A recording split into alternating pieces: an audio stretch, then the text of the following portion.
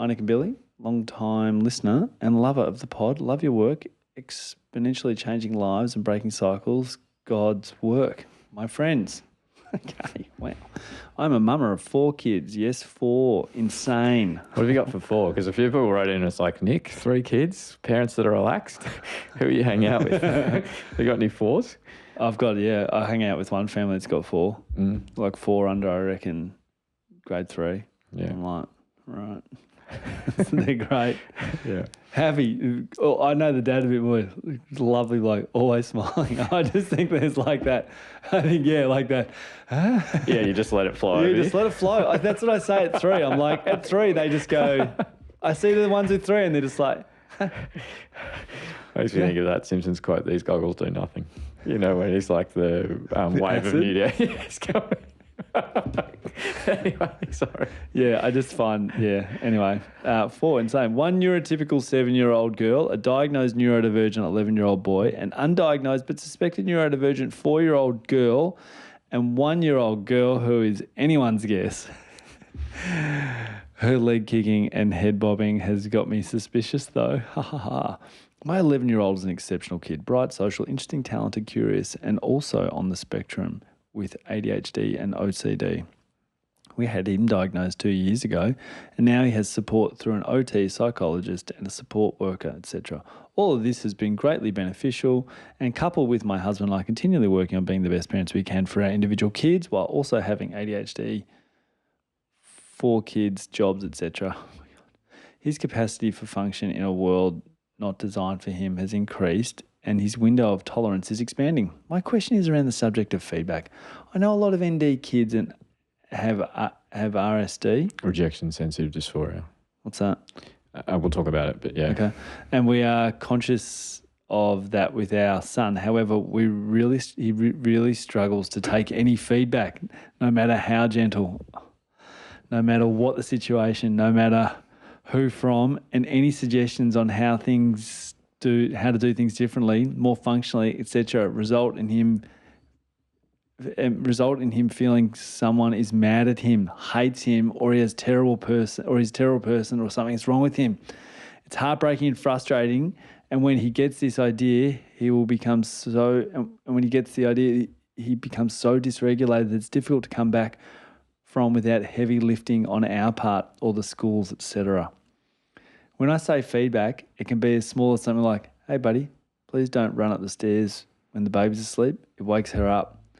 Or he might ask for an opinion on something. If it's not 100% a positive response, he'll be really cut, even on opposing opinions on something like, do you like this song?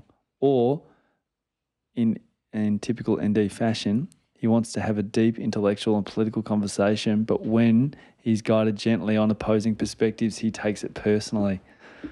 Both his OT and psych, plus my husband and I, have tried various strategies, less demand tailoring, tasks for success, positive reinforcement, but nothing seems to make a big difference.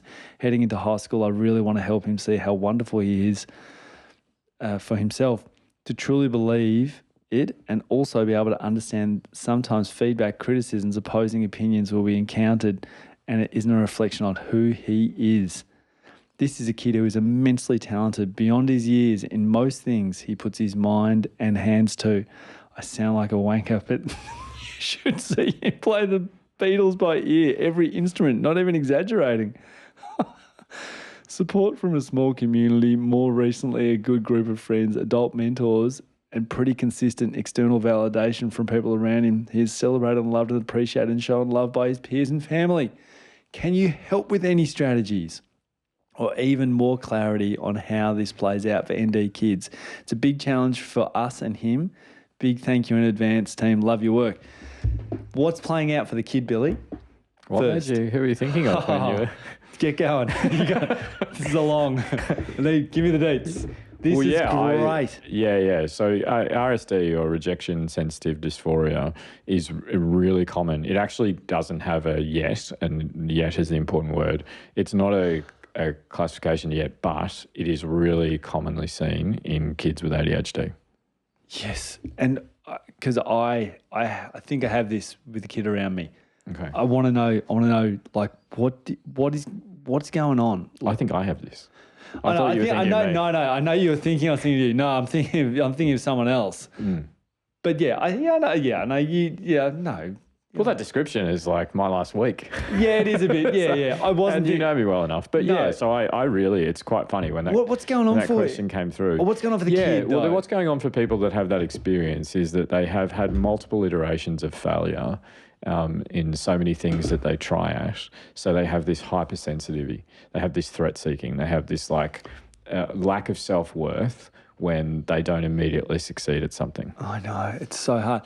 But I'm not being a wanker. I mean, the person said, if you had multiple failures, you have a lot of success. So that wouldn't be for you. Good example, the podcast, like hundreds and hundreds of positive feedback in the last fortnight. Thousands. The 5 negative comments that have come through Would derail you. And it's an interesting thing about RSD. RSD is very similar to a mood disorder like depression. The difference is depression builds.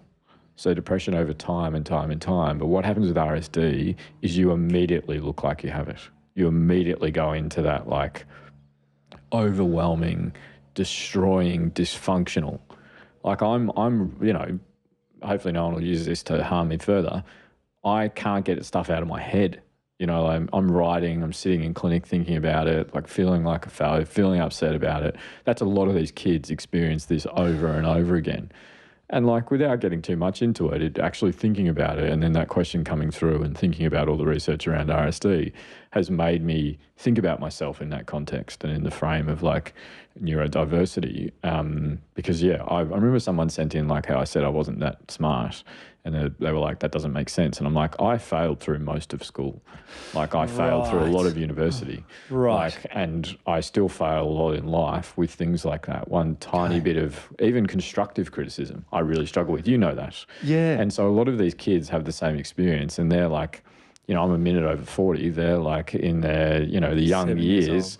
Yeah. So they're like, really understandably do not have the capacity that even I struggle to find, which is being more objective about things. And so the answer isn't be more objective. What do you do? You, in the safest environment and safest relationships, you role model, you support them through low levels of difficulty with struggling with this.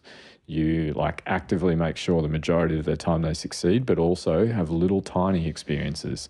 One person sent in stuff about like, it's not about increasing window of tolerance. It's about us just being who we are and the world letting us be like that, which I completely agree with. The problem is a lot of kids, the way the world is, can't leave their bedroom. They constantly have everything needs to be perfect. So we actually have to, when the child chooses it and says, yeah, I'm finding this really frustrating, I want to work on it for me, not to perform as someone else wants me to, then we help them build the skill set, around that frustration tolerance, remembering that is emotional regulation and skill acquisition. How do we think about in this specific thing of taking feedback? But it also goes right back to our stuff around attachment, that insecurity, that self-worth, pretty woman. Like so many of our episodes have been about building the foundational understanding and then skill set to support these kids in the fragility they have of feeling like they're not good enough or they're worthless unless they're perfect. So it goes back more towards the self-esteem stuff. The self-esteem stuff, the practice in safe environments, low levels of difficulty, which is what this person is doing. Often the kids that are failing, especially when there's this much consistent support around, is the stretch is too much. Or there's an underlying need that's not being met, such as anxiety. And if you have base level like anxiety and then you tip in little things like having to go to school, someone around you don't feel comfortable with, routine has changed, all of that stuff, you're outside of your window of functioning. Do you know what I mean? Right. Yes. So do you know what I mean? Like say, I do. I'm struggling with it and you're like, yeah. All right, Billy, there's some feedback on the pod we've got to talk about. The person's like 99% saying how amazing it is, but they just said you used the wrong word. You would want to have that conversation with me after you've like given me warmth, you've made sure that all my days are going okay, in an environment I've got the space, not in a noisy pub, someone sitting opposite me that I've never met. I've just told you that I'm like at the end of my tether already. I haven't slept last night, but all these kids are stuck in that environment so much that they don't actually have the resources internally to actually build that capacity. Okay. there's a little bit of evidence as well. There's not much evidence around RSD, but there's a little bit of evidence that two different types of medications that we use, the kind of mood medications and the ADHD medications, can be effective. So it is worth talking to someone like me or a psychiatrist that prescribes those medications, because they might potentially be helpful in that space as well. This podcast is brought to you by Guiding Growing Minds, a social enterprise that aims to give all children the best opportunity to reach their potential and succeed in living rich and meaningful lives.